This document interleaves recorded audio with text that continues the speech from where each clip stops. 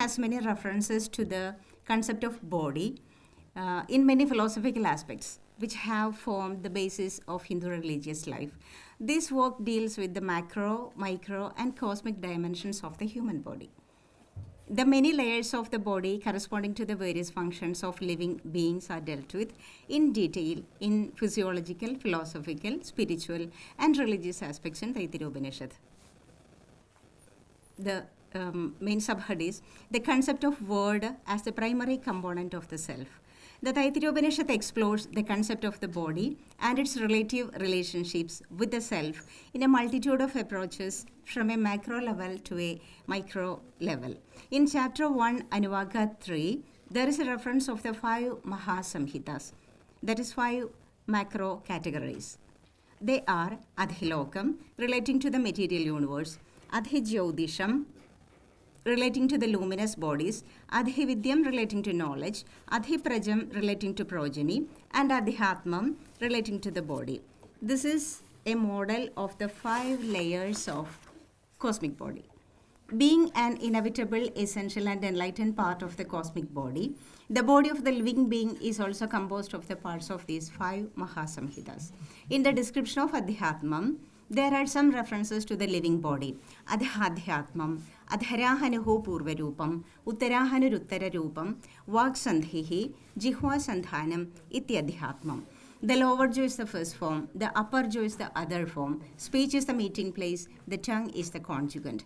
This is the first meditation with regard to the individual living body. This mantra has a reference to the importance of the faculty of speech to the development of the knowledge of the self.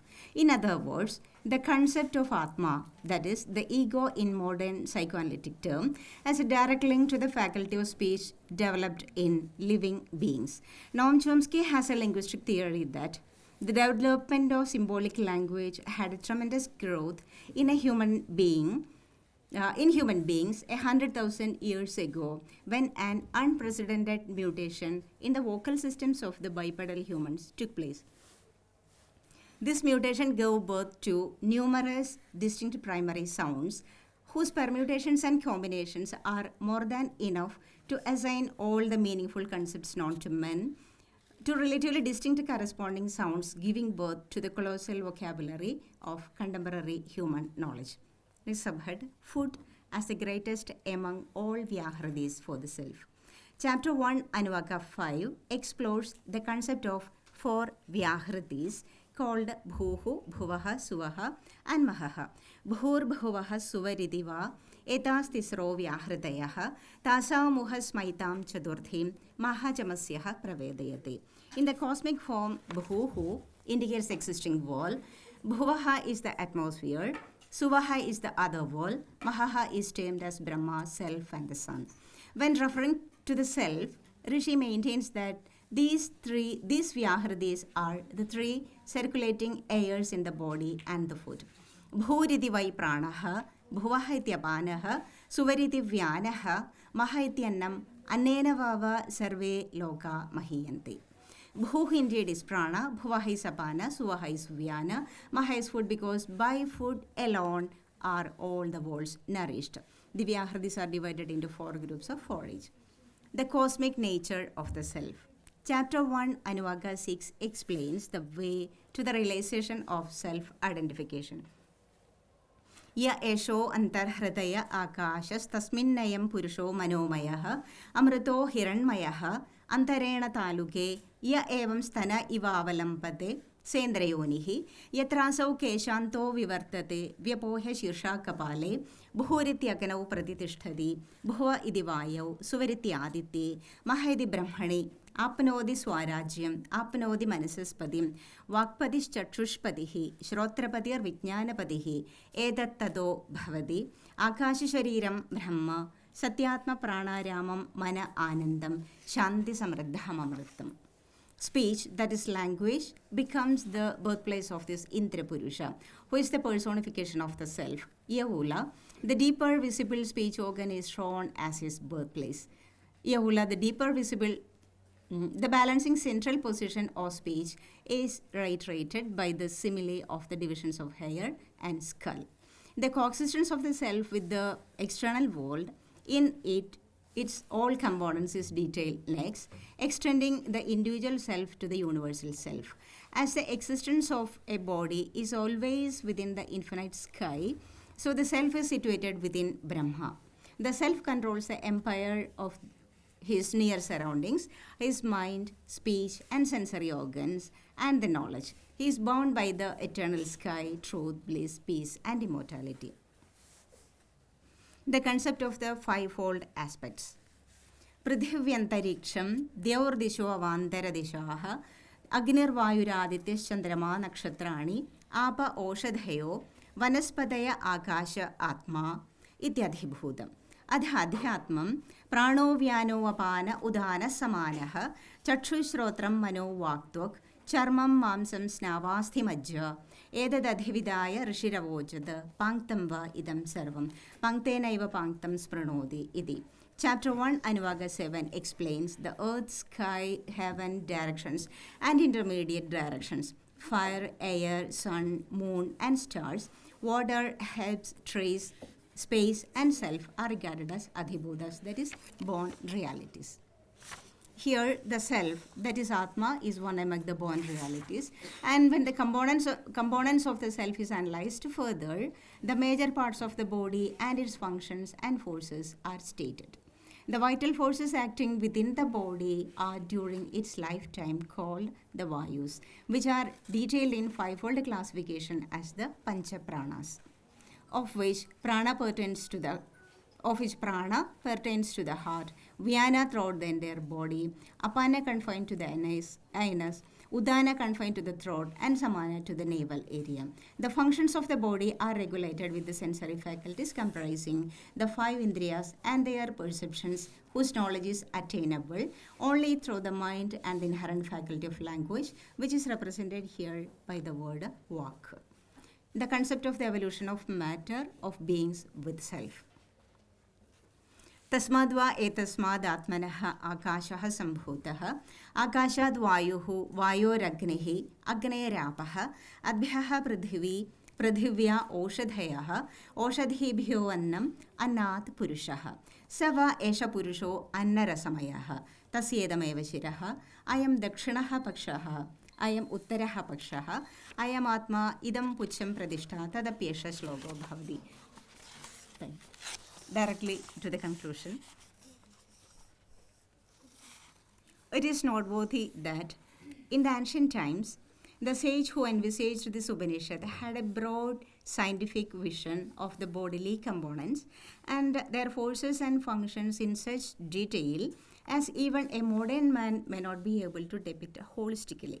Taittiriya Upanishad is not homocentric and has a general scheme to include all living beings having common characteristics. The body of a living being is not limited to a body only. It has manifold dimensions, forces, and functions, and thus is a wide phenomenon as the cosmic universe is. Thank you.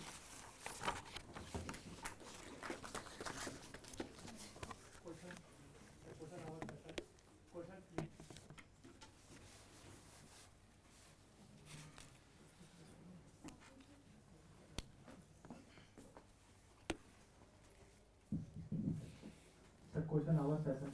Anybody has a question, one can ask.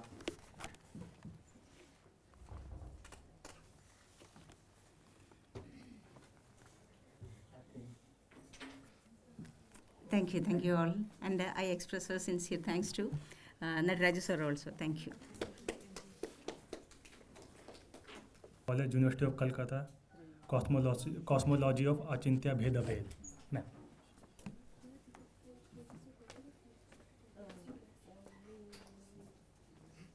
Topic is okay. My today's topic is cosmology of Achintya Bheda Bhed. This is the philosophy of Gaudiya Vaishnavism. Bengal Vaishnavism stands as a spiritual movement of man's unceasing quest for God, which is based on intense love, devotion, purity, simplicity for mankind.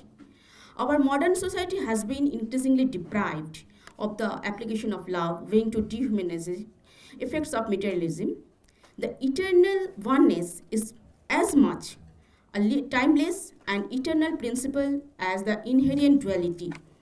This relation of oneness and difference is materially inconceivable and remains beyond the conceivability of human being. This philosophy sees the glory of Sri Krishna in all beings and all beings as resting in Sri Krishna. Achinta Veda Vedvad, introduced by Sri Chaitanya, is different from the Madhya sectarism. To understand Achinta Veda Vedvad, we need to understand the practical application of Parabhakti, which is the theory of unconditional love, and the widespread application of which can spread the joy of unconditional love among all the section of the people of all walks of the life in all the society. It can put an end to all negative thoughts. If a mother shows the same love for others' children as she shows for her own child, which is also lawful and rational, hetuki, causal connection is here, relationship.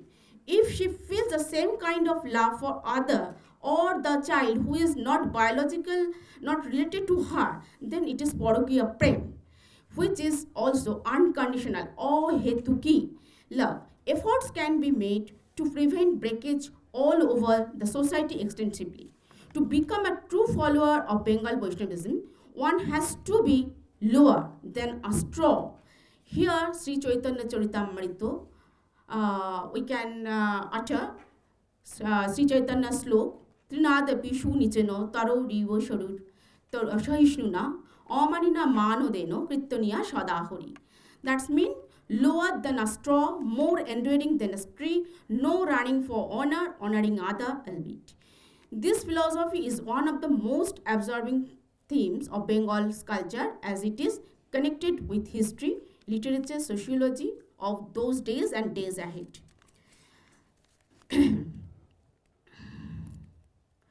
Sri Chaitanya has keen interest in comprehensive analysis of the devotion, independently and critically, which believe union with God can be achieved through love and devotion, prema bhakti, especially kanta prem, the highest form of devotion, enabling the devotees to the ultimate and realize the sweetness of the Lord. Sri Chaitanya and his followers taught bhakti as an end and realized the sweetness of the Lord.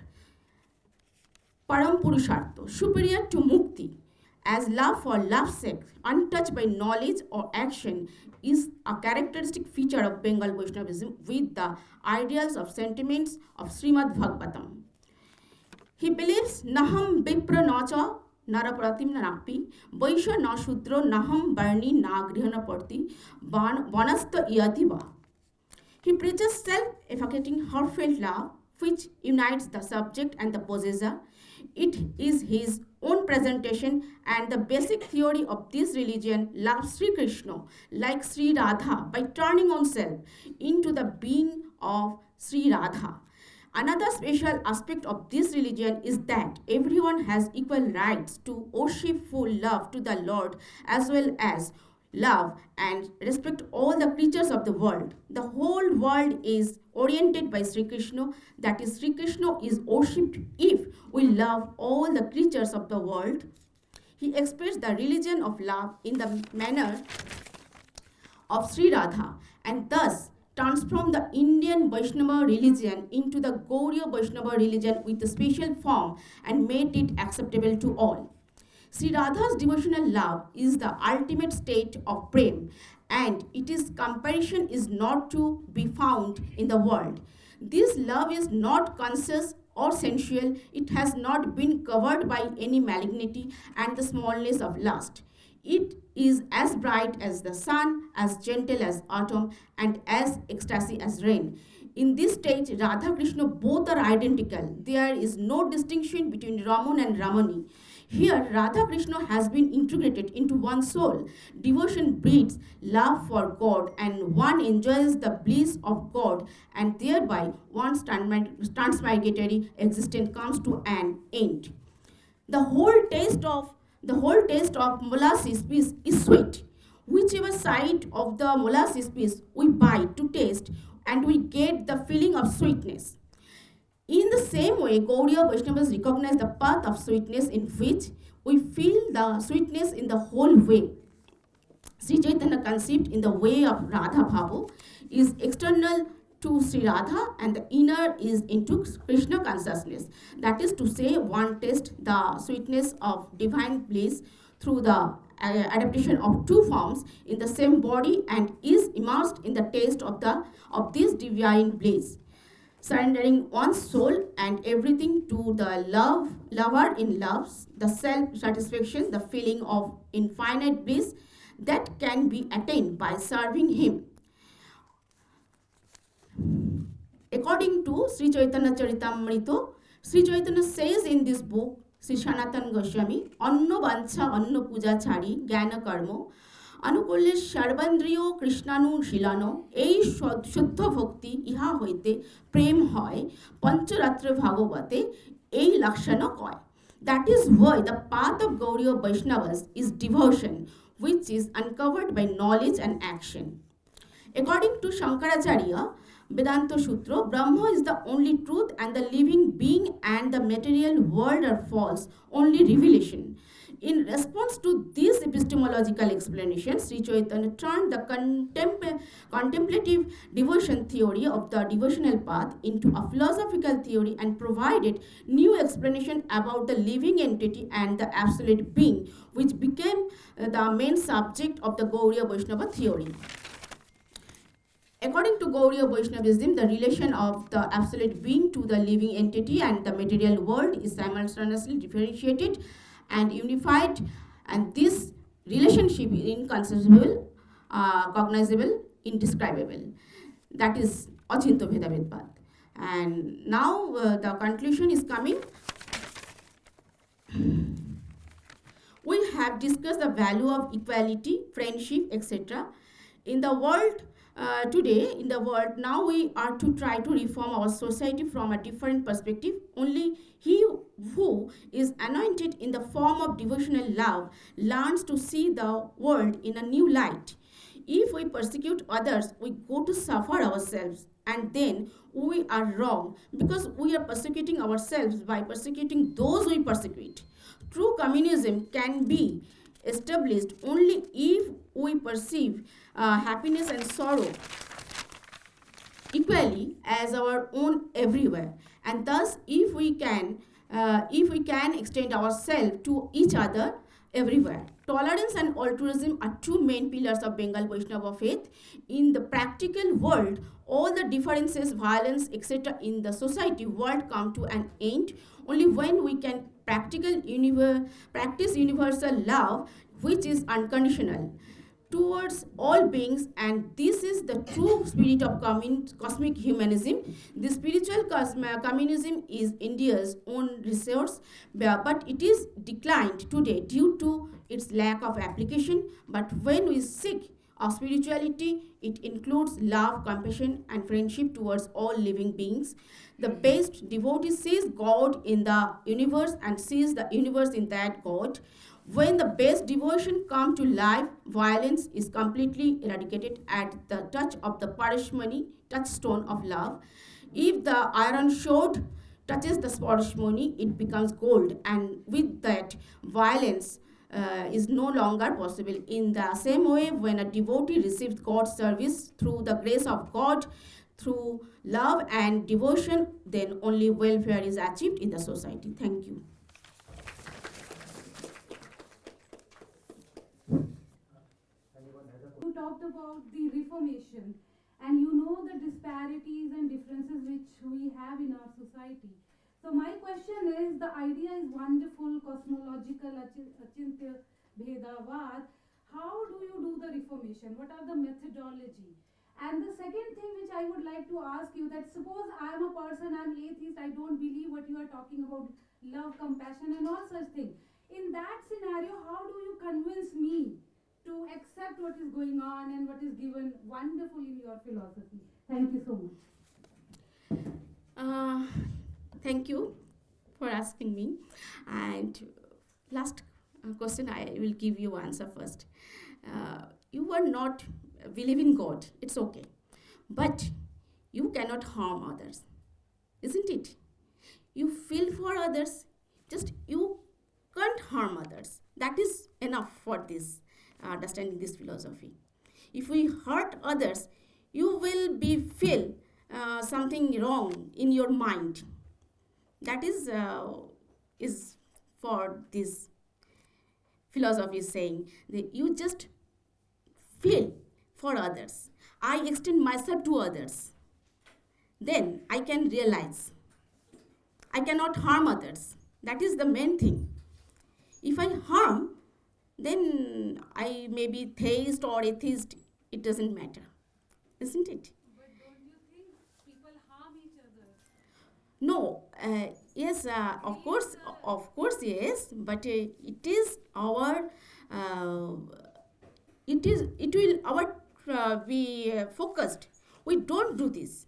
This is I would like to say, please do this. Don't do this. Overcoming that tendency of harming So I others. was reading existential philosophy and I was reading Simone de Beauvoir. So Simone de Beauvoir say violence is something which is very ontological to us. Violence is a part of our ontology and existence. We cannot stop to be violent. So if I don't believe in that, my question was, if I don't believe in compassion and not harming others, and I have my own desires and dreams, Because you, so how could you stop me? Means people are doing it, right? War. My paper I have presented on war and peace. So I got to know that we enter into a warlike situation because we want peace. All the wars happen because of the establishment of peace. So how would you stop people if they are not ready to listen to you? they are like to wear, but they get peace. They get peace inside of them. Just as an answer to her question, man, animality and rationality form the connotation of man.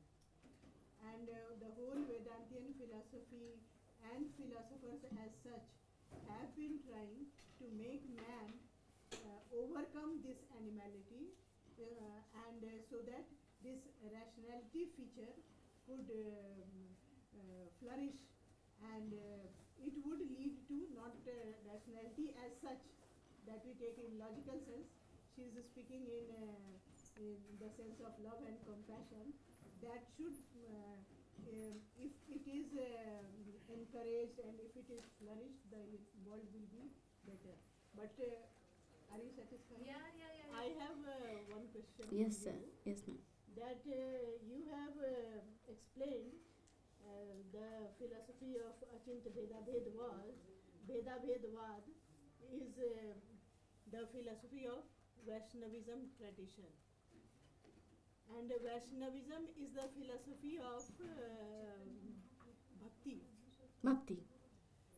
In what way this Veda Bhedavad is distinct from the bhakti tradition? Do you mean compassion and love? Do you equate it with bhakti? And moreover, in your deliberations, you did not mention even once the Vedantian, this Vaishnav philosophers, and you have mentioned this Shankar's Vedanta. Yes. So how would you relate the two? Shankaracharya accept bhakti, but as means. And Gauriya Vaishnavism not only, Gauriya Vaishnavism accepts bhakti as means and ends, highest aim of life. Moreover, mukti. That is a relationship among of them. Then I don't think it is proper to categorize it as Vaishnavism, although I don't have much knowledge about it. And I don't think there are other questions. Is there any more Let questions? me interject. Okay. I spent my entire life on this thesis. Wow. I produced my thesis. It is only Bengal Vaishnavism which is called as Bhakti religion, Bhakti Dharma, not Shri Vaishnavism of Ramanuja.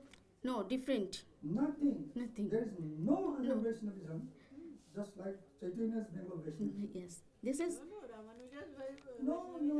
Madam. Bhakti and ultimate form of bhakti. No, madam. Bhakti is propagated there. You have to listen to me, madam.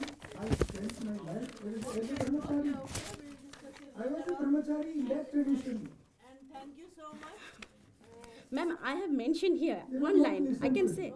What is this is? I read the text, Jiva Goswami's text. Yes, Jiva yes. Goswami's text. Sanatan Goswami's. Sacchidananda Yes. I read. All the Bengali translations, Hindi translations, original Sanskrit I read and worked on it. Okay. You don't want to listen to me, then who will you listen? That's why if you don't listen one to me, whose voice you will listen? Thank you for your comments. I would like to invite Dr. Shailen Kumar Singh, University of Allahabad. His title is तैतरई उपनिषद में ब्रह्म विचार, आचार्य शंकर और Vivekananda.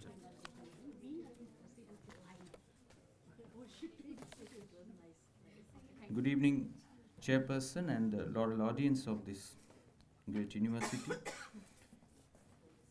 The topic of my paper is तैतरई उपनिषद में ब्रह्म विचार, आचार्य शंकर और विवेकानंद. इस topic को लेने के पीछे जो मेरा प्रयोजन है, क्योंकि तैतरई उपनिषद की एक मेथोडोलॉजी है, उस मेथोडोलॉजी में या वेदांत के सिस्टम में जब भाष्यकार किसी ग्रंथ का भाष्य करते हैं तो एक प्रविधि को फॉलो करते हैं कि वो अपना प्रयोजन स्पष्ट करते हैं कि what is the purpose of the study, and then the presenter starts commenting on their पूर्व पक्षीस कि उन्होंने जो सब्जेक्ट जो काउंटर आर्गुमेंट्स दिए. Something I am not doing a textual study, but more of an articulation. So I'm saying that this Badrayana Sutra's statement, which is very popularly being taught to all of the students, whether you are conversant with the Sanskrit language or otherwise, the Aham Brahmasmi Tattvamasi and the Sarva Khaludam Brahman. It has been always seen in the metaphysical domain, and people had critiqued that, well, this never explains the Jagat as mithya. But this has been somehow shown in a better light by Swami Vivekananda when he gives this idea very simply that service of mankind is the service to God. Now, this has been dragged by many and talked that this is called the practical Vedanta, Neo-Vedanta. And there are different articulation on the ethical aspect too. So what I wish to do today is, can we talk of practical Vedanta only on the domain of the ethical, not talking about the metaphysical levels? That is a question. And many seems to, and even myself, I was thinking more in terms of like mankind is of recognizing the jivas as equal. Now it is very easy to say all are equal, whereas we are not really. So that is where I want to engage into. Now this whole idea of service to the humankind, to each other, can we talk of Vedanta thought of oneness merely through this service? And I tend to believe that no, you cannot. Perhaps there is a need for a hierarchy to be drawn, and that is where I would like to draw your attention. Now, after all, what is this? That when one claims that Aham Brahmasmi or Tattvamasi, you are and I am, basically all about am and are or is a question of being. So a statement about being is own play. Now, once you bring that discourse into the discourse of being as a student of philosophy, you will realize that being, the whole concept of being operates at several levels. And I would like to bring to your attention 3-4 layers in which I can see the question of being. And this is what I'm doing currently with indigenous philosophical thought. And that's what I want to. The first thing is, today we have discussed in the keynote keynote address by Professor Arindam Chakrabarti talking about Mahabharata is articulating the thought of Vedanta, and beautifully giving examples. This idea of body is very, very significant. And immediately, if you ask me how this body, is it going to be considered as mithya or body is significant, is I would like to draw your attention to, I think, towards the Shanti Parva, if I am not mistaken, on that half golden mangoose, right? When Pandavas were all winning the battles and giving what you call that dana, and then also sacrifice, killings of animals in the name of victory. And here comes a golden half mongoose and saying that he is rubbing all around. And the question is asked, what are you doing? Now it's also a very interesting dialogue that humans can speak to the animals. So it is all about imagination, a poetic, a theoretical, a narrative, in which the mongoose replies that of the poor Brahmins who sacrifice his life even to give a dana. Now what is bodily, you see half golden, is implying to a meaning of sacrifice implied. So body is not to be seen merely as a body, but body has a correlate with the non-bodily. That is what I wish to submit. So body is always extended. It has a space. So when I say I'm identical with somebody or Rahul, it is superfluous. It is not. You cannot. When entities are spatial, it cannot be identical because they occupy two separate spaces. So to articulate a theory of identity in terms of extended substance doesn't make sense. So we have to recognize that bodies are plural. They exist as different in plurality, what you call diverse. We have to recognize that. That is what the idea of Jagat is all about. Now, another point is body is not merely a given body. The lived body, which in Western philosophy this has been very talked about, lived body and dead body. Lived body, libre and corpus. This is the Latin terminology through which all law and legal theorizing is being done. Because police will not catch a dead body. The moment you kill, then that is over. The crime, the whole, what you call that, FIR you put against the criminal is over. The moment you kill, it's a dead body, corpus, from which the English word corpse comes in. So all that you discourse within the state structure is about lived body. Now this body which is living is very interesting. It is not only extended in this way or that way. Even I see that dance as a movement through which the aesthetics comes. It's a profound way of extending this ontology of being. It is tangible, but from this tangibility you will find through the mudras certain aesthetic sensibility generated through the otherwise a simplistic body movement. When a dancer is saying that like this to Sri Krishna, it is no more the fingers or the hands, but is a flower and offering, a symbol that has been created, a meaning has been generated. So this body can generate intangible meaning to the world around, the question of being, I'm saying. So actions are always extended, not in a very mechanical sense, but this extension is always meaning-giving exercise.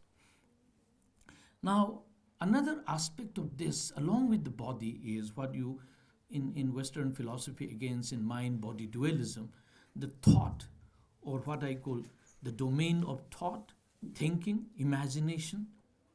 Even I would bring in the domain of emotions. Extremely important. So I would explain that the question of being, which is bodily, and the question of being, which is in terms of thought, has to be understood. Not in terms of duality, in separation, but somewhere looking at this, the domain of imagination and emotion and reasoning as what you call non-tangible. And through this non-tangibility, I am trying to say spirituality is non-tangible. So when Swami Vivekananda is saying the service of mankind is a service of God, it is not merely keeping an arm to somebody, giving a food to the needy. Yes, but in that giving of the food to that, there is a recognition of the spiritual. And I believe this domain of the spiritual is in the hierarchy of being a higher form of. This is my, perhaps I said in the beginning when I was chairing, that your epistemology is sometimes governed, guided by the ontology you believe. Perhaps this Krishna consciousness also has made me think, perhaps, that the question that Jairu was asking, raising that I may be an atheist. Yes, I may be an atheist. I may be a good human being. You don't need a Vedanta to do good service. Fair enough. But don't force the Vedantas to be an atheist and also do service. You do your service as an atheist. But in Vedantin, there is a recognition of what you call a spiritual, metaphysical dominance or recognition of a powerful, or what in Achinta Veda Ved they would say Godhead, right? Krishna, or you call it Shiva. So something that is intangible beyond. So recognition of the transcendent perhaps is there very important part of explaining the nature of being. So, and it is here that the non-tangibility is where the identity can be generated. This is my thesis in this presentation, that in the world of tangibility, where it is extended body, identity is superfluous. It cannot, because they are occupying two physical spaces. But when it is intangible, it is where the identity, and that is where, in a simplest possible way, if you tell me about God, which none of us have seen, right? And some of the, Ramakrishna may say, "Ami dekhechi, Thakur ke dekhechi ami erokom." That is a different world altogether. But even in the intangible world of emotions, when there is a play in which Sita goes to the, earth, when the same people who were asking for Sita to be brought from Sri Lanka now sees that Sita could be losing her chastity, right? So the pain that Sita, as an actor, the what you call karuna, that the rasa from the shok as a bhava you generate, and that you have the feeling, and it is that feeling that makes you cry. The tears roll down you from your cheek. You absorb yourself as part of the theatric. And it is here I say, it is because the intangibility of the being that you can connect immediately.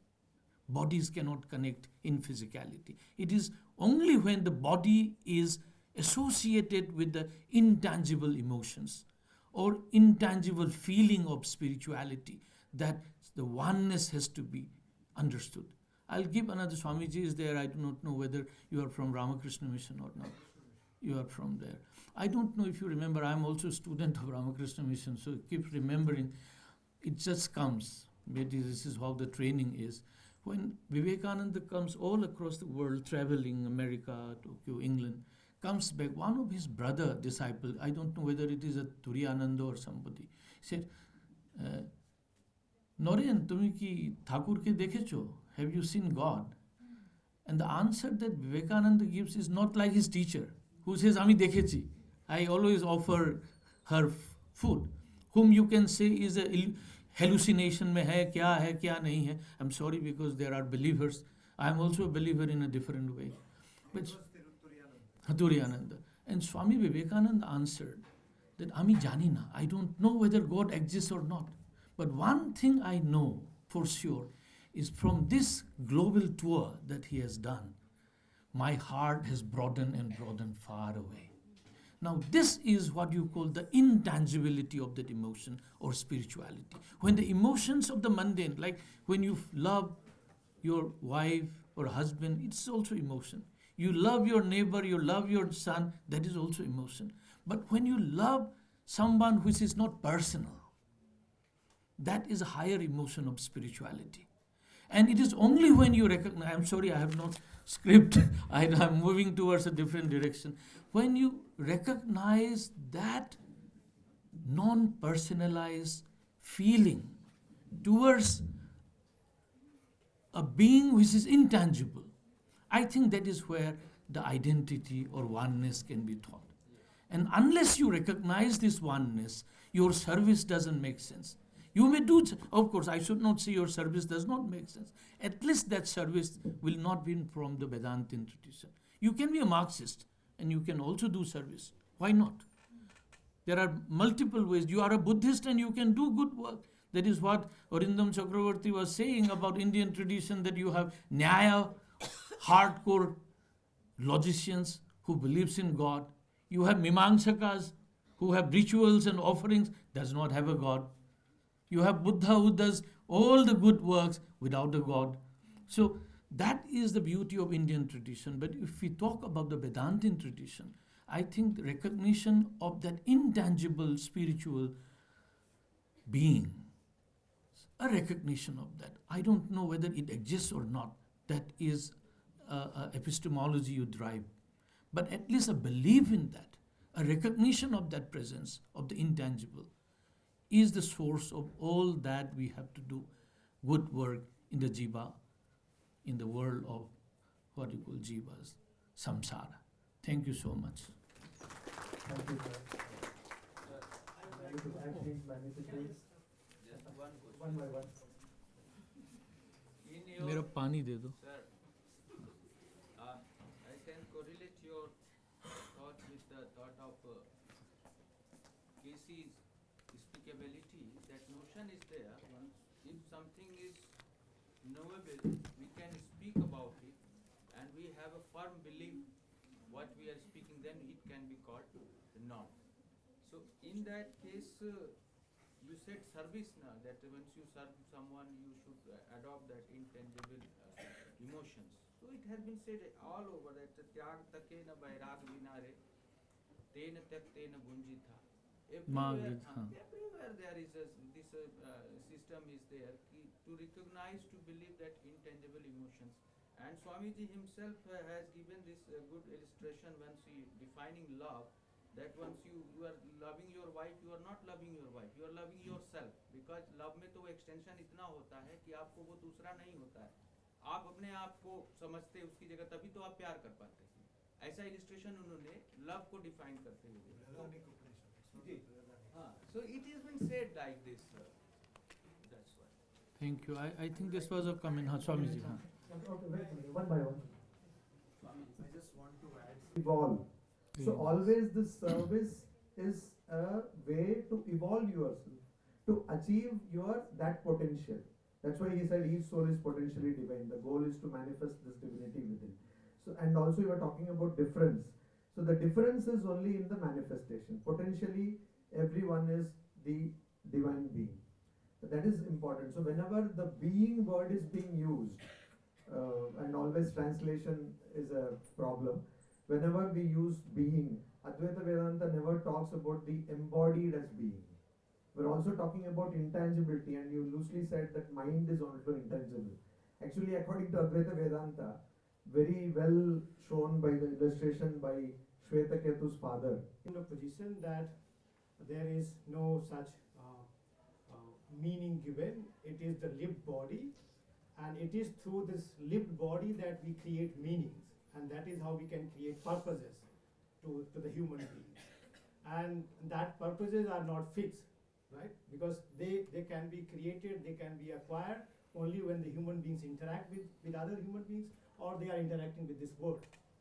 And you also brought about this example from Vivekananda, who said that I do not know where there is a God or not, but when I travel the world, I have actually got my heart broadened. I think that is where also it is, the idea which is suggestive from Vivekananda is that this ontology is there or not, that we do not know. But then it is a kind of imagination through the human interaction. That is how we can provide a kinds of meanings. But then these meanings could be only contingent. But then towards the end, you're saying that this could be recognized only because there is certain higher divinity or spirituality there, and that is how all these this contingent efforts of lived experiences or lived body can reach to the higher end. I think that is where you're now going against what you in the beginning said, that meanings are only acquired by the lived body, by interacting when you're offering flowers. It is not that the meaning was originally there. It is in the very act of giving that flowers you are creating meaning. So I think it is also, gives me the idea of what Richard Rorty says, that Richard Rorty is not actually taking metaphysics or ontology seriously. He's saying that meanings are created into the human interaction, into the human conversation. And what I feel is that when you assume there is a metaphysics, there is an ontology, and from there if you see that human beings have a deeper self, human self, or this idea of oneness, that is where there is a danger looming large. That once you have acquired that this is what so-called the human nature is, then you can become coercive and suppressive upon others when they are not actually yielding to the idea that you want everybody to adhere. I think So I have few points to respond to.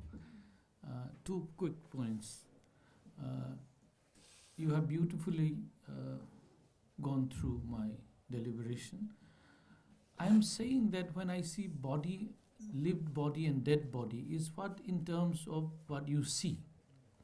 Because, there is also in a Vedantic tradition, particularly Achinta Vedabhed, that has been talked about, that it is, I think it is not only that all Vedantic groups will believe, that the human life is definitely a privileged life than all many lives that you have. You see many living beings, entities. I think we are better equipped. I may not buy the thesis of Achinta Vedabhed to say that, well, this is after so many years of thousands or crores of years. One may not go into that. But I believe we are certainly a privileged living beings on this earth, is what I think you will also agree with me. You have dogs and other forms of animals living. So this realization of one's being is what I was talking about. When I said lived and non-lived bodies, I was not finishing articulation of ontology in this duality.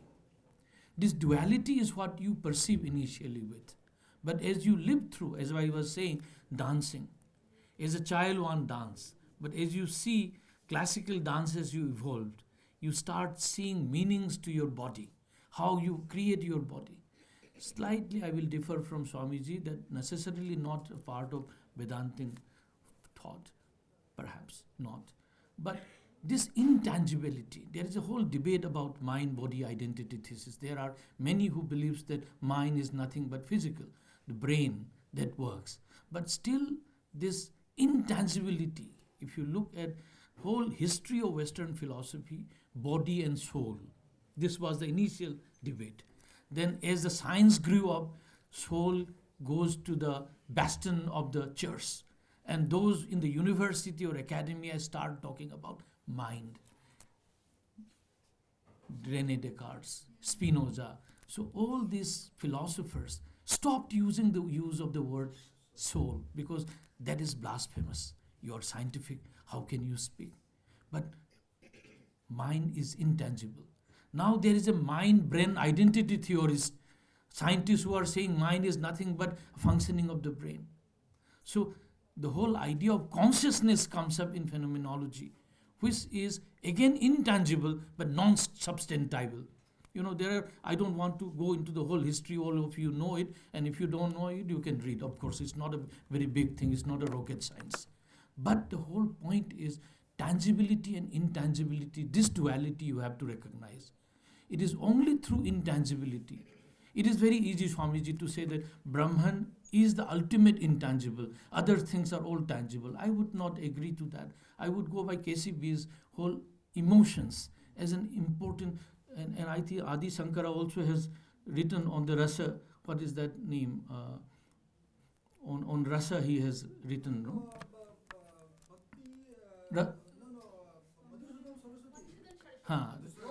So the whole that the whole that I am submitting is emotions are of different layers.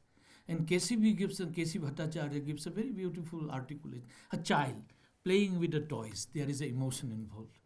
Parent, the grandfather of the child looking at the child playing, there is an emotion involved. So even in the theater, you go and see a play, you enjoy. But there are different levels of emotion. There is an emotion when Kirtana. When you go in Krishna consciousness, you are believer or God or not, at least you get prasadam outside. And you start dancing, jumping, and then you start having certain joy which is formless, which is purposeless in the sense of pragmatism. Yet you feel good. So this is an entry towards spirituality, I would say. And that is where I would like to put a full stop, unless I think my friend, yes. Thank you so much, Professor Arindam. With my conception. Close? Close to theistic conception. Okay. So my first query is that with Swami Vivekananda's practical Vedanta, the kind of heavy transcendental that people are finding difficulty with, he's opening up into a different journey of being transcendence and not even without the assumption of God. This is my first query. Secondly, in terms of justification, very interesting, and justification and service, just in a philosophical sense, if we bring Jürgen Habermas here, his work Justification and Application, therefore that journey in philosophy, practical discourse, what kind of logic of justification and application. So there is a very interesting possibility of dialogue between practical Vedanta and practical discourse, which in a way can transform our available notions of justification and application. And my final query is that your body, you begin with the notion of the plural bodies, very interesting, but your reference to lived body with Mallopanti and the phenomenological tradition, also the plural body as lived body also points to multiple layers of unity. What I would like to submit here, that the lived body as a communicative body, though it is living plurally, has a dynamics of unification, and that then points to even the lived plural body is not devoid of multiple layers of unity or aspiration for unification. No, thank you. I mean, in fact, that should have been extended arguments of my point. Somewhere I seem to have freezed that argument. It is in fact my recent book that I'm finishing on indigenous life world is where the dancing of the community is about body in synchronized form and a unity that has been created, a meaning that has been generated. So thank you so much for writing me that. Yeah. Thank you, sir. I also got some the point from your lecture. Oh, another question? No, sir. What I got from your lecture, yes. Especially from the mathematical point of view, there are three types of relation: mathematic, reflexive, symmetric, and transitive. Your lines about that there are plural bodies, no two bodies in a tangible form can be one. It's like a reflexive action. There must be one variable x, and in the domain of mathematics, it must be x. If there is another variable which is to be x, it must be y equal to x. It means that there should be one body. I found it from the mathematical point of view. Second is the transitive form. If we can apply the transitive relation from body 1 to mind 1, and from the one spiritual being, if we consider it one or different, and the body 2 to mind 2, and it again point out to the one spiritual being. It is possible through the transitive relation of mathematics. And third one is symmetry. Still I not thought about that. Yeah. Just thank you very much. Currently I'm thinking over only two relations, reflexive and but in future definitely from this point of view I'm definitely try to delve into the mathematical point of view. Yeah, just I'm not really responding to that way, but another point to Ananta. My extending my argument, which seems to have freezed, unity of the body is possible, or synchronization of the synchronity of the body is possible only when you recognize the intangible. It is through the intangibility the body starts unifying. Otherwise, bodies, even if they are simple body, they are separated. The idea of the lived body is a meaning-giving exercise. And it is through that meaning-giving exercise, which I call intangible acts, that the unity is formed. And I think it is here jivas strive to unify with that intangible absolute Godhead. I think that is where I should end, I think. Thank you for patiently hearing me. It is just very loose thought. Thank you, Madam, for...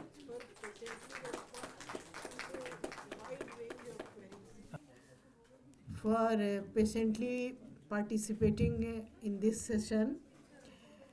In this session, 4 papers were presented. The first paper was presented by Jinita K.S. and she explained the concept of body and food according to Taittiriya Upanishad, different levels of body, etc. Next paper was presented by Sakshi Das. Her deliberation was concentrated on the cosmology of, the title of her paper was Cosmology of Achintya Bhedvad, and she deliberated this thesis in the light of the philosophy of Vaishnavism, and she mainly concentrated on the concept of love and compassion. The next presenter was Dr. Shailendra Kumar Singh, and the title of his presentation was Taittiriya Upanishad mein Brahma Vichar, and his discourse concentrated on philosophy of language, and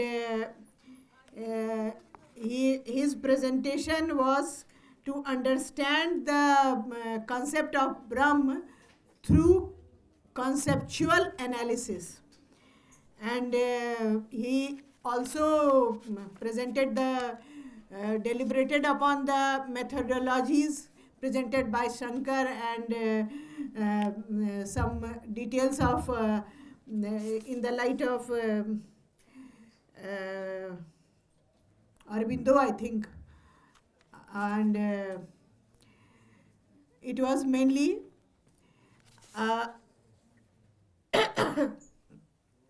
his deliberation began with the analysis of Ved, and he analyzed Ved in through the concepts of Gyan, Lakshan, and for the idea of beneficence also. And the last presentation was made by Professor Bhagat Oinam, and the title of his presentation was Aham Brahmasmi Tattvamasi, Justification of Being Through Service and Sacrifice. He analyzed the correlation of body with in different domains of it, such as thought, emotion, spirituality, etc. And ultimately, he opined that the impersonal, that is the intangible feeling, is the basis of, rather intangible feeling of service is basically spirituality, and this spirituality is the source of all good works of man. So in all these deliberations, did justice to the titles upon which it concentrated, and I think the way this session proceeded, it did justice to this International Conference of Vedanta, because after all, we all have gathered here to find out the ways to make this world more livable. And we all know that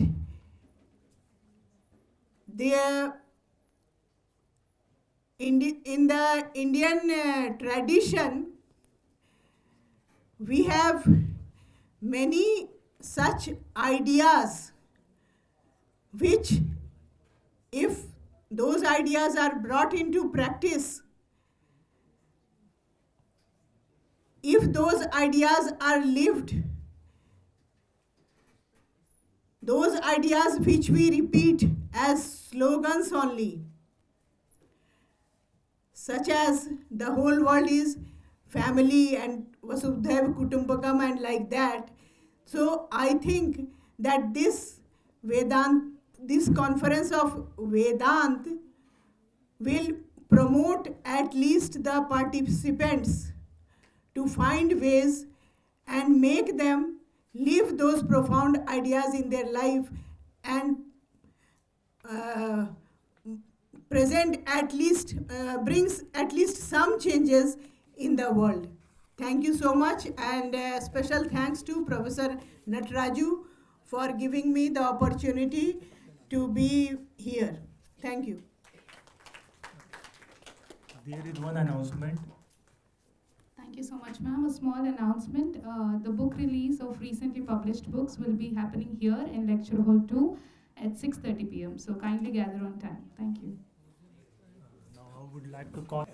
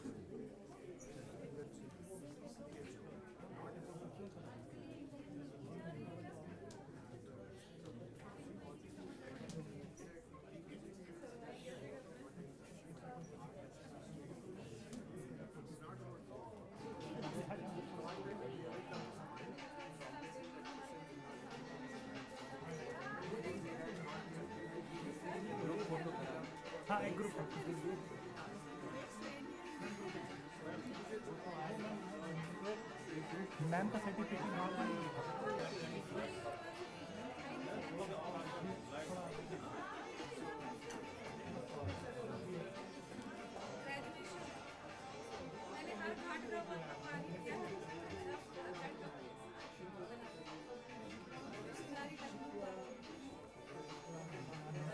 Now session is over. He has written a book on Bhagavad Gita का हिंदी में, अरे वाह क्या बात है। भगवत गीता का अन्वेषण, दर्शन, संरचना एवं अर्थ। इनको सबसे पहले इसलिए दिया जा रहा है कि ये इजराइल से आए हुए हैं। नहीं, इन्होंने कहा कि इनके जो पब्लिशर हैं उनको जल्दी सच्चाई तो बोलना पड़ेगा ना, ये वेदांत के बात। तो I would like to invite professor Theodore to talk about his book, and he has only one copy. Where is the other copy? तो वो बेचने के लिए रखा हुआ है। इधर रखिए, कुछ अभी कुछ लोगों को बुलाते हैं। I would like to invite Professor Sengupta and Professor Raghunath Ghose and Professor Bhagat Oenam. We have only 3 chairs. नहीं, एग्जाम तो किसी को नहीं करना है। We are very inclusive people. Yeah, please. So, yeah, standing is good idea. Please. I want you to, Professor Nataraju also. नहीं कुछ गड़बड़ होगा तो आपको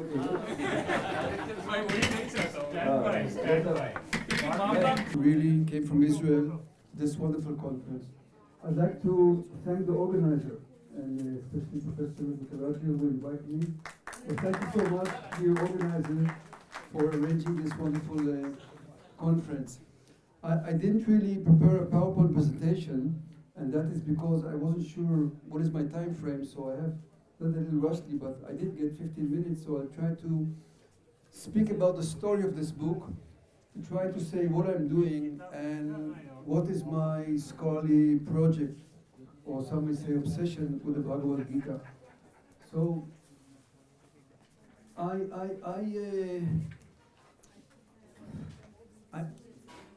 how should I start? Okay, I will start by saying that in the scholarly world, a common view is that the Bhagavad Gita is not philosophical. That's a common view, it's written in many, many books. And the argument goes that the Bhagavad Gita is eclectic, means it has many philosophical trends, but no structure. There is Mimamsa, and there is, of course, Vedanta, it's Prastharantrayi, and there's yoga, and there's Sankhya, and some Nyaya, perhaps some Vaisheshika, some Buddhism, say, some Jainism, but there's no structure. And therefore, it's considered by many to be religion or wisdom, but without having actual structure. So I, in a sense, my argument is that the Bhagavad Gita has a structure. That's my project with the Gita. I'm now in my third book on the Gita, and that's what I'm trying to say. I'm trying to say that the Bhagavad Gita has a structure, and in my work, I'm trying to reveal, to uncover, to unfold this structure. That's basically my story with the Gita.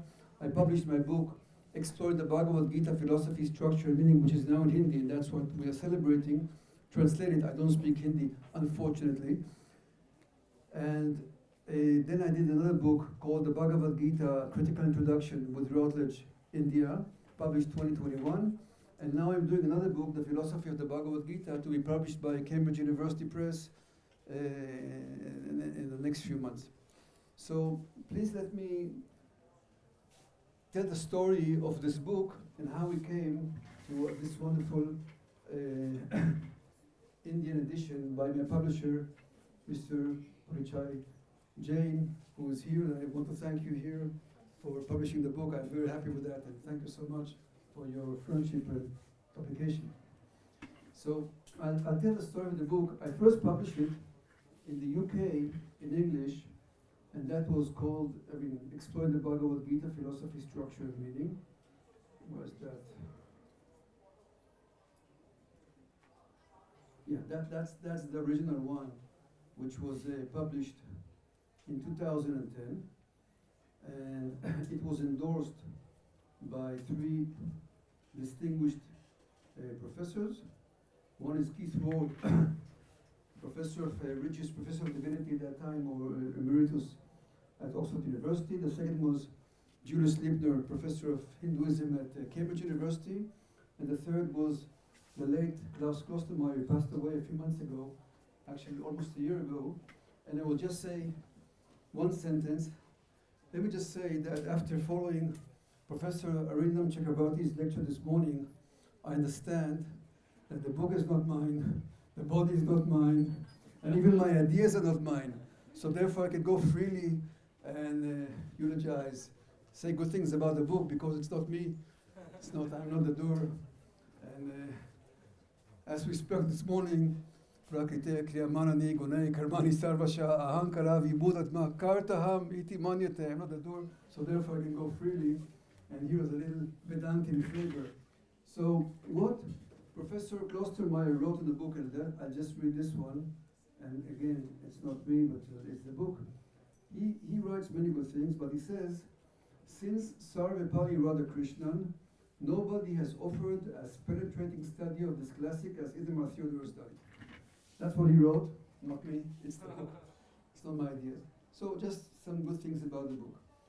Then something very surprising happened. The book won the choice outstanding title for 2011, and that was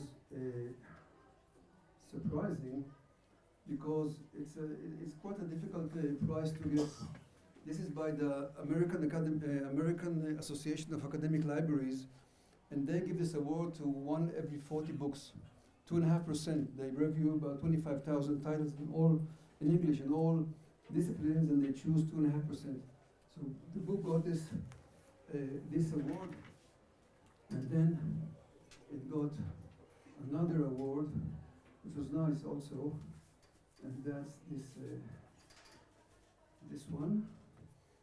Okay, that's not me, because I'm not this body. And then it got a very, very good review, and this one I will read this. This is Journal of Hindu Studies, published by Oxford University Press. And that was the review the book got in March 2012 by Carl Olson, an American philosopher. Now just read a little. After all the previous attention devoted to the Bhagavad Gita over the years by scholars and others, it is difficult to imagine that someone could contribute anything new to a discussion about the contents of this important text located within the larger Mahabharata epic. But Ithamar Theodore does accomplish the task of throwing new light upon this epic text with this carefully designed book. From Theodore's point of view, the Bhagavad Gita is a coherent, theological, philosophical treatise that is firmly unified as a single text because of its conceptual structure, its basic assumptions, and its prevailing ideas. And then he concludes, he says, Theodore's study, translation, and commentary of the Bhagavad Gita is destined to assume an important place in the scholarship devoted to this epic text. This necessarily means that the future scholars will have to consider Theodore's study or to be considered deficient in their scholarship. In summary, Theodore gives us his reader much to admire, think about, and appreciate. So that was the best review. There were about other reviews, but this was, no, that's not mine. This was the best one. So following that, the book was published in other languages. This is Chinese, and this is, what is this? This is Portuguese in Brazil, and this is, let's see, this is Indian edition in English by Routledge, and where is the, oh, I lost it. This is Hebrew in Israel, and this is the Russian one. I lost it. There's also one in Russian. Yeah, that's this one. Yeah. But now we come to the happiest publication, which is this one, which we are celebrating today, and that's this book, which I'm very happy about. Now, you can ask, perhaps, what does the book contain? What is it there in the book?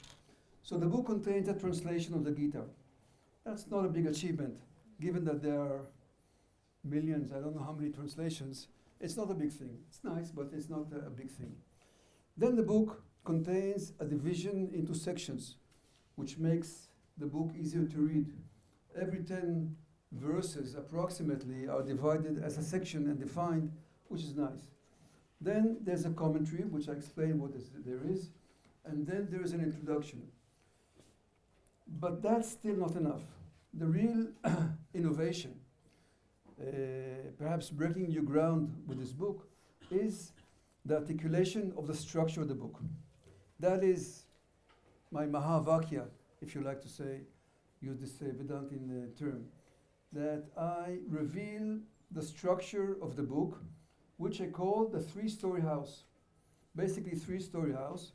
This is based upon a conception of hierarchical reality, that reality is not unified, but is divided into three different layers. That's the three stories of the house, and that is a concept which is natural to the Vedanta tradition. So that's, that's one part of the structure.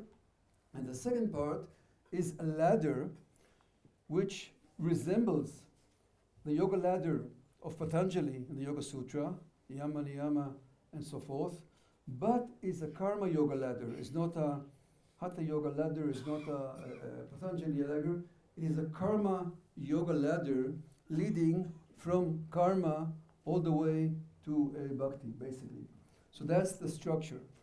So that's what I call the three-story house, division of the book into three layers of reality, and then articulating that ladder which connects them. Now, this idea of the ladder is not originally mine. I have to be honest about it. This is a traditional Indian idea, and it can be traced to Vishwanath Chakrabarti, who lived in the 18th century. And in his book, his commentary on the Bhagavad Gita, Sarata Vashini Tika, you have this idea. I developed that, but you have this idea of various stages of action. And I've taken that and developed that, but there is actually an original Indian traditional idea. It's not imposed on text, but perhaps I found it and developed that. But again, it's a traditional idea which is there in the writings of Vishwanath Chakrabarti, who's an 18th century writer. I'll finish it, man. I have 2 more minutes. So that's basically my project. And I'm really very, very happy to bring it back home, basically. Bring it back in Hindi to India. What's more happy than that? To have a conversation with an Indian reading audience. Maybe in the last minute, I will say something personal. People ask me, what is my motive? What drives me? So I'm driven by various motives. I'm a serious academic, I hope. And I think I'm articulating here something which is significant in philosophical terms. But I'm also a devotee of the Bhagavad Gita. And in that, I want to share with you one verse which has been influential in my life, and that's the end of the 18th chapter. Yaidam paramam guya mal bhakteshu abidasyati bhakti mayi param kritva ma mevashyat yasam shayaha. Also the next one, but let's say only one. And that in many ways is my internal devotional motivation, which goes together with my philosophical motivation. It's all intertwined. So I think I should stop here and just say that if anyone is interested, my publisher is here, and he has many books, and everyone can come and buy some books if you like. He's here. So thank you very much. Thank you for that opportunity. It is not easy to write. I see here people read papers, but writing them is probably most important. And somebody who, he said, I thought you know Hindi, but you said you don't. No, I don't know. And then, but not trying to guess whatever is written in by your translators, right? No, it's not a problem. I have Google Translate. That's what I can say. Okay. AI will do it. Yeah, I just checked All the right, but show. congratulations. And it is not his deed. His publisher also not responsible. Don't pay any money, and that's just fine because nobody. Arindam already made a good point. Nothing belongs to us. So no. I think we need. The money doesn't belong to you. Also, just give it to him. Thank you. So I think our next author is, and I'm going to invite her. Yes. No. This one shares. I know how to invite you. So I'm inviting Dr. Chakrabarti, who is an assistant professor at the Guru Om School of Advanced Sciences in Lucknow, which is part of Institute of Advanced Sciences in US. I'm working with that, and she has taken great initiatives. She has been there for this little over a year, I think, right? And but taken so many great initiatives as a true student of Professor Hon'ble, and she did her PhD here and has been in several other places. But she is going to talk about the book. Before we do that, we are going to invite people to take pictures, and then she will talk about it. Okay, please, Professor Hon'ble, Professor Sengupta, Professor Ghosh, and Professor Nataraju. Theme will be the same. Same. You guys are safe, so I think that. Change the theme.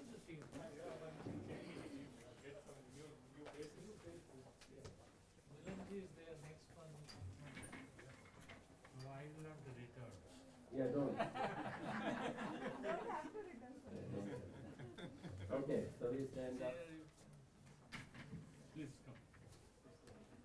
Photographers.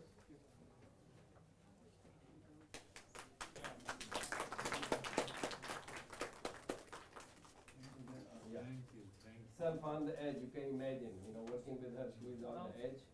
It's going to be difficult. So This doesn't belong to her now. No, it doesn't belong to her. She didn't do anything. Once you have given, it is forever. Now, Sipra is going to talk about her book and her initiative that she's also trying to lead. Yes, sir. Thank you, sir.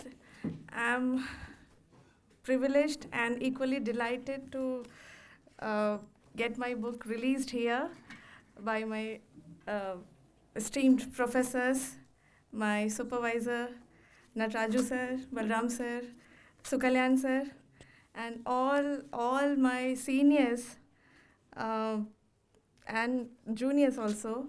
They are already here.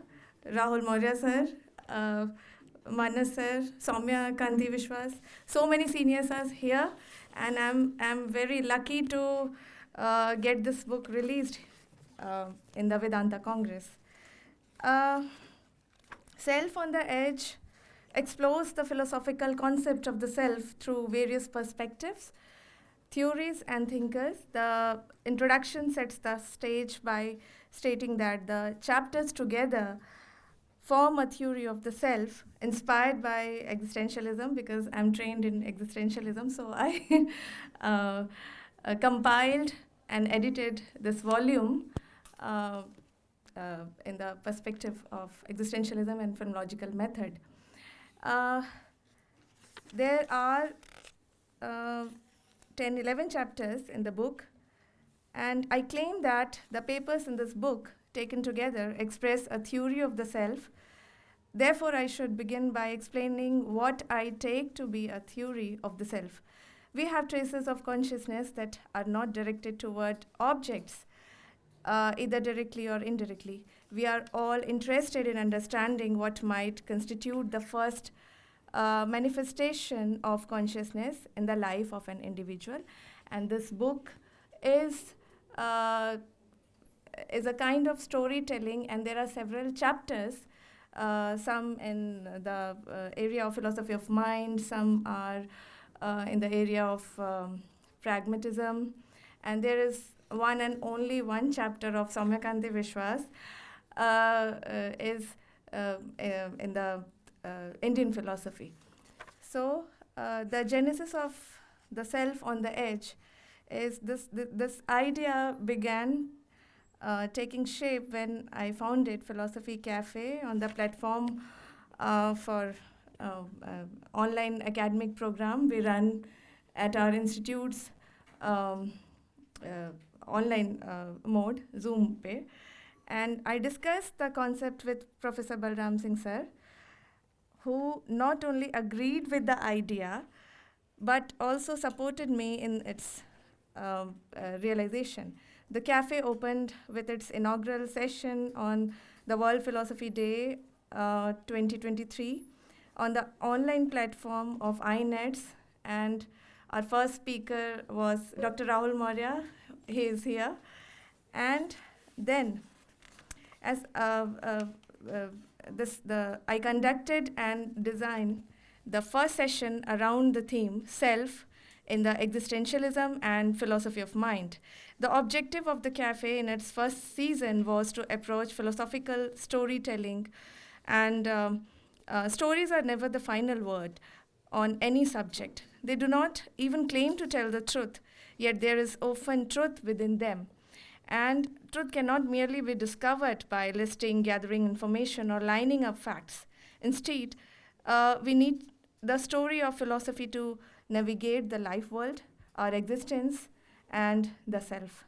So, from here, we got several problems which are confined towards the mind-body dualism, physicalism, and of course, consciousness, and the problem of self.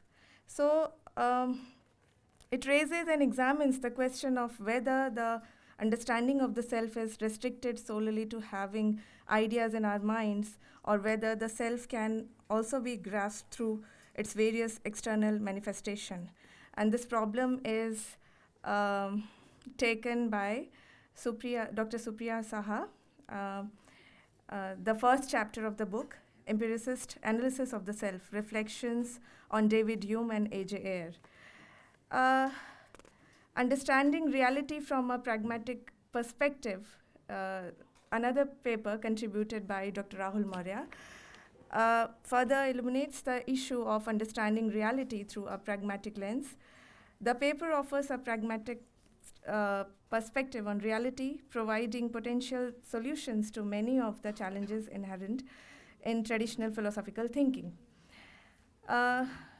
The paper on Nagarjuna and the critique of reason, psychoanalytic throwback, written by Soumyakanti Vishwas, is the only contribution in this book that examines the self from an Indian perspective. The paper on the philosophy of the father of existentialism, written by Dr. Priyanka Mishra, titled Kierkegaard's Night of Faith, The Self on the Edge of Paradox, offers a detailed exploration of Kierkegaard's dialectic method and themes such as anxiety, subjectivity, self-realization, and many more. Now, there are several papers on physicalism. There are two papers on Jean-Paul Sartre. The first is written by Dr. Alok Tandon, Sartre on authenticity, which emphasizes the importance of authenticity in Sartre's first ethics. It examines how to escape Sartre's notion of hell through authentic living by committing to unjustifiable freedom and assuming full responsibility for it.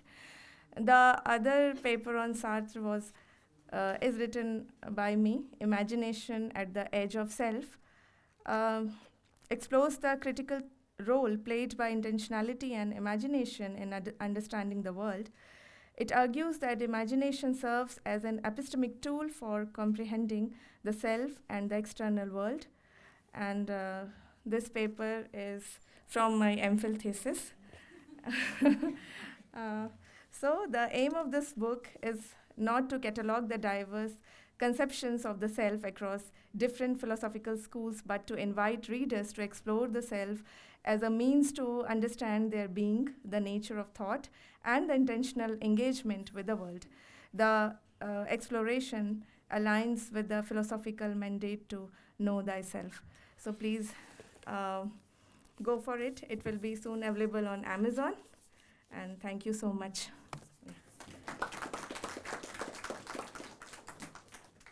Thank you. Thank you. Does anybody have any questions? Because one of the ideas that I really liked, Cipras and other, Rahul and others have been trying to do is to try to identify Indian philosophers, about Indian philosophy, not Indian philosophers about Western philosophers, or totally Western philosophers talking about Western philosophers, and then sometimes criticizing Indian philosophers.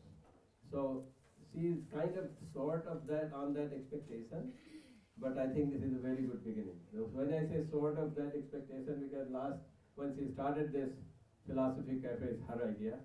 That idea is to identify Indian philosophers about Indian philosophy. because I've heard so many, I really am ignorant person, I don't know much about philosophy. When I go listen to these people, they just talk about Sartre, Hegel, all kind of people that I don't even know the names. And they talk and talk and talk like, as if these guys are their relatives or something. So I just wanted to, I really, I live in Boston and I hear a lot about, believe it or not, like Bhagavad Gita we just heard about, and many of the Indian yoga philosophy, all kinds of stuff. Even Bhagavad Gita, they have, many business companies have their workshops for their employees, like for whole day, like 1,000 people. But Indians don't do anything like that. So I started doing with relatively young people. I know Alok Tandon has contributed to this, but relatively young faculty of philosophy who are involved in this. And the idea is that this, so far I think they haven't done, I think I have written forward for this. And Yes, I sir. questioned Sipra at that time that everybody is not talking about self. Yeah. They're talking about somebody else. I want them to talk about themselves. So, but idea, the reason I'm saying that it is an important thing to ask and talk to her and question and maybe contribute in the future. Indian philosophies, your philosophy. When I say Indian means that you are all, and we just heard Professor Arindam Chakrabarti that everything that you do, it belongs to somewhere, somebody, but that is in your deep inside, and that deep inside needs to come out, and that is the Indian philosophy. Believe it or not, everybody else talks about who wrote what, but Indian philosophers say, this is what I experienced, this is what I know, this is what I have seen. Whether it's a Professor Oinam's experience with Sipra, I was talking to him, and he's doing his research with the Northeast groups, and and sometimes he's facing the same problem. He thinks that people think he's not a philosopher because he's going to the field. So I want, if I want means I wish the young philosophers, please be yourself and express yourself in books, in papers, in presentations, and you can overwhelm the whole world, not because you want to dominate, but we want to share. I hope that is done. Thank you so much, Sipra. Thank you so much, sir. Thank you all. So our last book release is self-serving. It's about Vedanta. Vedanta, I mean, Professor Girish is not here. He was one of the major initiators of this idea, but we have a 2017 book for the Vedanta Congress proceedings. And so I have three. Nataraju, did you get your copy? No. Okay. So I have three copies. I have four. So I'm going to invite four people. You can change the... Change the panel. Yeah, please. You are the director, so you tell me whatever you want me to do. I am a contributor in that book. You are? I think. So please come, join. Please. You are a contributor, come in. Director has to go. Yeah. So please join. Vice chancellor is there, no? Gitaji? I don't know, I'm very poor at face recognition. Sankara University. Yeah, please come. Go. Come here. Yeah, come in.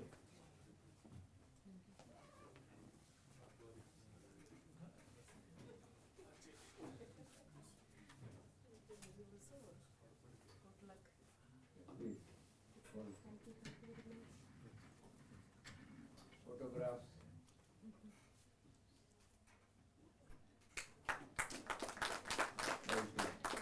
I will invite Professor Director of Indic Center for Indic Studies at University of Massachusetts, and he is the first author on it, editor. So he takes all the responsibility, every blame, including my chapter missing in it. Come on. Thank you. Yeah, he will just take it. It's not complete. Thank you, Balramji, and thank you to all the distinguished supporters of the book on the dais. So, as you can see, I am just the conspicuous face representing 3 editors. Balramji is on the dais. Unfortunately, Professor R.P. Singh did not come today. He was supposed to. So, as you know, this is the 27th Vedanta Congress. This book is the result of the proceedings of the 23rd Vedanta Congress. That was held at the University of Massachusetts, Dartmouth in 2017. So I begin with a deep felt apology for being so late in publishing this. There were a few kind of decisions that we had to take, some financial and so the long story short, the book should have come out much earlier, but nevertheless, I mean... You should blame the corona more than anything else, because that's just a good excuse. Anyway, so just like kind of any regular Vedanta Congress, you send out an announcement, you get abstracts, then you review the abstracts, then you decide who will be presenting, then they give you the full paper. So we got about, I think, 80 or 85 abstracts, out of which we selected 57 presentations, and out of the 57, the final version should have, I should say, 32 or 33 chapters. So it's a distillation process. So it's a little bit of a sifting process. And as we heard in the morning session as well, Vedanta Congress has tried to be as inclusive as possible of different streams of scholars. It started, as you heard from Professor Pappu, Ramarao Pappu, who was the founder of this conference. It started out as a philosophy conference of philosophers, but now it has moved into a very diverse group. And so just to give you an idea, we do have philosophers, of course, with their chapters like Professor Nataraju, Professor Raghunath Ghosh, but we do have, let's see, a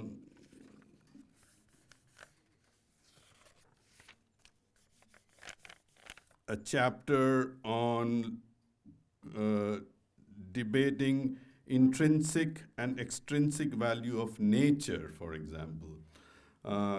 Cosmic motivational psychology. Again, Shipra talked about, when she released her book, Shipra's chapter talks about contemporary study of Simone de Beauvoir and Samkhya philosophy. So you get the sense. All I'm trying to say is that even though scholars from different fields have contributed, when you read the full book, you will see that there is a flow. At least that was our intent, that there is a flow, there is a strand that kind of binds these things, which may seem disparate, but they do have an underlying foundational Vedantic framework. So, we heard in the very first book release, the book in different languages, Russian and Hebrew and Hindi, of course. This is a 3-in-1 book. In this one book, we have, of course, most of the chapters in English, but we do have a chapter or two in Hindi and a couple of chapters in Sanskrit. So one book, 3 languages. Okay, then again, you will, of course, get the sense. Now, just a couple of quick things. There were some presenters who did not want to publish their chapter for a variety of reasons. Could have been that by the time we were ready, they had already published it elsewhere. Some said that, well, it was kind of extempore, spontaneous, so We don't think it's in that high of a quality that it can be published. So there were some people who did not want it to be published. And there are some that who basically said, take our presentation and make a chapter out of it. And as an editor, you know, it's kind of a little of a challenging task, because when you speak, the flow is very different when you start down to write. But anyway, if you read it, you may be able to figure out which chapter or chapters they are. If you can't, then it's, I think, good work done by the editors. So again, just to give you some idea of the wideness of this variety. So again, let me just give you a very short story. There is one chapter which I think Balramji may agree, which was the one that caused most amount of vociferous questioning and a little bit of, you can say, disagreement. And that chapter is by Professor Douglas Allen. He is a professor of philosophy. This chapter is titled, Is Gandhi a Vedantist? So you can see the chapter itself is a question, and he goes through many arguments. But for the audience that there were many people who had many questions, and so of course that you can't get a flavor of that. But all I'm trying to say is, it's not just taking a particular text and having some commentary on it. It did have some very, you can say, spontaneous discussion papers as well. Then in terms of contributors, the keynote speech for that conference, every conference, as you know, has a keynote speaker. Our keynote speaker was Rajiv Srinivasan, who is a professor of management. He was affiliated with IIM Bangalore for a long time. And he is more of a freelancer than a tenured professor, let's say. So his keynote speech was leveraging the dharmic grand narrative for soft power. So he talks about how in order to have your views expressed and appreciated in the marketplace, you need a narrative. And that narrative has to be, as Balramji said in an earlier context, that narrative has to be indigenous. You cannot really map a narrative that was built for some other reason. I mean, the most common example that's given is that if you look at the American narrative, the American narrative is one of exceptionalism. There is this term that they use very often, United States exceptionalism. So they claim that they are exceptional for a variety of reasons, A, B, C, D, E. So we can't really just take that A, B, C, D and say, oh, we also have a grand narrative. No, that will not work. So Rajiv, he elaborates on it as to how one has to build this dharmic-based narrative. And that narrative, he argues, will give you the soft power that can project in a variety of fields. And he also makes the argument that the current soft power tools that we have, and I will not name them, many a time they do disservice to our narrative than they help in projecting our narrative. So if you can think of the common soft powers, some of them may be doing more harm than good, in the long run, I mean. So now, what else shall I say? I mean, of course, when you get the book, you will read. And as Balramji said, there are, I think, 3 chapters as of now missing, and the book will be republished with a preface and introduction and all that. So once that is done, I think you will have a more complete flavor of the book. But again, the apology for the delay.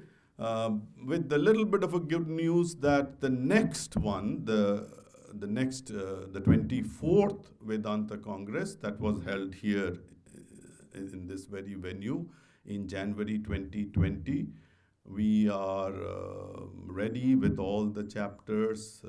DK, which has published this volume and will be publishing the 24th Vedanta Congress as well. They are also pretty much, you can say, in line with all the logistics, and all the funding has been arranged. So we made a decision not to start seriously with the 24th Vedanta Congress of 2020 without having this kind of in physical form. So now that this is done, the path is now cleared for the next one, which should be available again, fingers crossed, which should be available in about a year or so. So again, as you know, this conference, its venue alternates. So the plan as of now is that in July or August of 2026, this conference will be held at the University of Massachusetts, Dartmouth. So we do hope to have the 2020 proceedings book released at that time. With that, thank you so much for your patience. Thank you, Mr. Gandhi. Thank you. I think that completes our plan for book release. We wanted to have, let me call Professor Nataraju to make some announcements for the food menu and how hot it is and things like that. That I like, yes. So you reminded the food menu, I was just looking at it, So I'm excited. Tonight sambar is available. That is my specific this thing. And tomorrow morning I'm waiting for it. Idli, vada with sambar, upma, and for 8 o'clock morning. 8 to 9, please. So I'm excited more than listening to Vedanta papers. And Professor Vainu, if you want to have early at 4 a.m. would that that's fine. Next day looks some gobi paratha or something. Yeah. No, announcement was about Jain meals. If anybody is there who is getting trouble with the kind of lasoon and the other things, please, there will be special dishes meant for you. Because Arindam was also one of them, and Chakrabarti probably, a couple of people. Yeah, yes.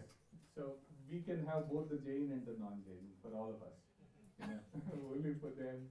That's one. Tomorrow, few more books tomorrow.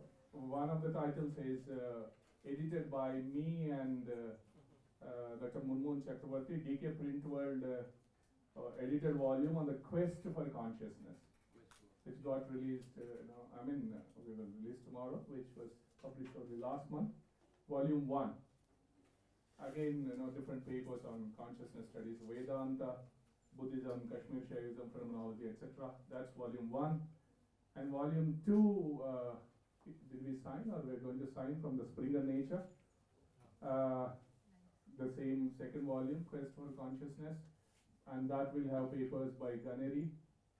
Of course, tomorrow we will announce Dermot Moran and blah blah blah. So that one volume tomorrow we release, and the other book for tomorrow lined up is Dr. Sindhu. You're ready for tomorrow? Sindhu has a Motilal Banarsi Das publication, and anybody else also has a pretty recent volume. Yeah, you can think about it. That's a good platform. Balram Singh ji was floating it in the last meeting that we should encourage more and more people to use this platform, as a good advertisement. And since I'm hosting you and I'm taking care of you, obviously you don't mind buying my volume out there. That I like. I just like all of you. The wonderful people. So we do business at some times. At a Vyavahara, you can learn much from. So thank you very much. I'm here to get free books. One announcement is all the other session people in charges, I would prefer that 3 to 4:30 we have Mohan Rupa Prabhuji, ISKCON President Chapter of Delhi, on Achintya Bheda Bheda, from Vedanta to Bhakti Vedanta. And then we have our own Swami Narasimhanandaji, who traveled all the way, Kozhikode, and he will be speaking on consciousness, AI, ChatGPT, etc., etc. Or I don't know, that's the title, Swamiji, I just forgot, but on those lines. So that's one in this session here itself, 3 to 4:30. Followed by it is the Shastra Sabha. We will remove all this, give you a taste of the traditional, put in a. So that was the idea. Yes, that's the word. Takia about to be there, but I mean, in the cold condition, yeah, that's up to you. I leave it up to you with the dhoti and all that. Just don't come in Langur. Followed by, 6:30, a few books releases. I mean, 6 to 6:30, because 6:30 to 7:30, mantra concert, the bhajan sandhya, the ISKCON people, few Russians on the guitars and the dholaks, etc., would have a wonderful session waiting for that as well. And any preferences in food or any difficulties, etc., the Super 30 is available to take care of you. Thank you so much. We will go and now it's time for the